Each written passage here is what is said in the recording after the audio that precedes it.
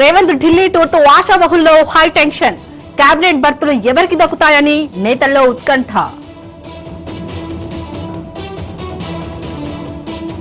రేపటి నుంచి టీడీపీ మహానాడు, సర్వాంగ సుందరంగా ముస్తాబైన కడప.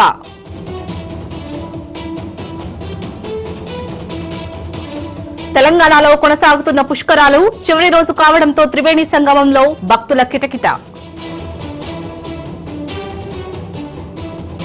గుజరాత్ లోని వడోదరలో ప్రధాని రోడ్ షో, మోడీకి గ్రాండ్ గా వెల్కమ్ చెబుతున్న గుజరాత్ ప్రజానికం. 4వ అతిపెద్ద ఆర్థిక వ్యవస్థగా భారత్, నీతి ఆయోగ్ సీఈఓ బీవీఆర్ సుబ్రహ్మణ్యం.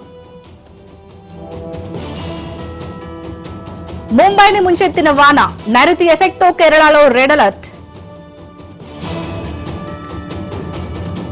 వల్లభనేని వంశీకి తీవ్ర అస్వస్థత, గుంటూరు ప్రభుత్వాసుపత్రికి తరలింపు.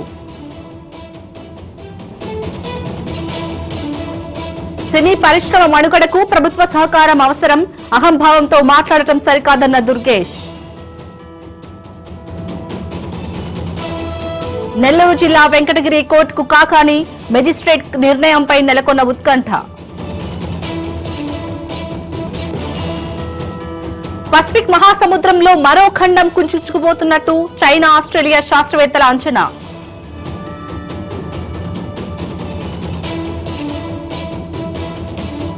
వచ్చే 5 ఏళ్లలో మరిన్ని ఉద్యోగాలకు కృత్రిమ మేధ దెబ్బ, గూగుల్ డీప్ మైండ్ సీఈఓ హస్సాబిస్.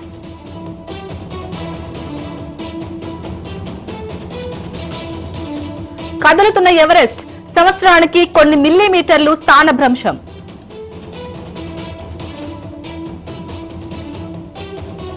సగం మానవాళిపై యుద్ధ ప్రభావం, 50 దేశాల్లో సంక్షోభ పరిస్థితులు. భారత్ ను అస్తిత్వ ముప్పుగా చూస్తున్న పాకిస్తాన్, అణ్వాయుధాలకు దాయాది పదును. భారత్ కు చైనానే ప్రధాన శత్రువు, డ్రాగన్ వద్ద 1000 అణ్వాయుధాలు.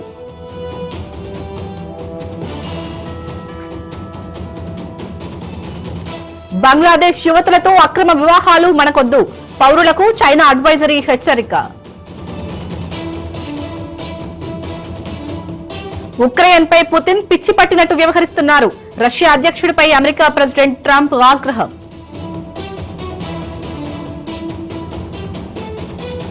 టర్కీలో పర్యటిస్తున్న పాక్ ప్రధాని, ఆపరేషన్ సింధు తర్వాత షరీఫ్ వరుస టూర్స్.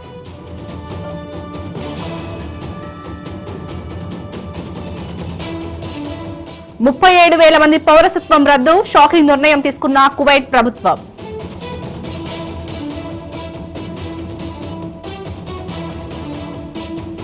ట్రోలింగ్ బాధ నాకు తెలుసు, విజయ్ విషయంలో సారీ చెప్పిన మంచు మనోజ్.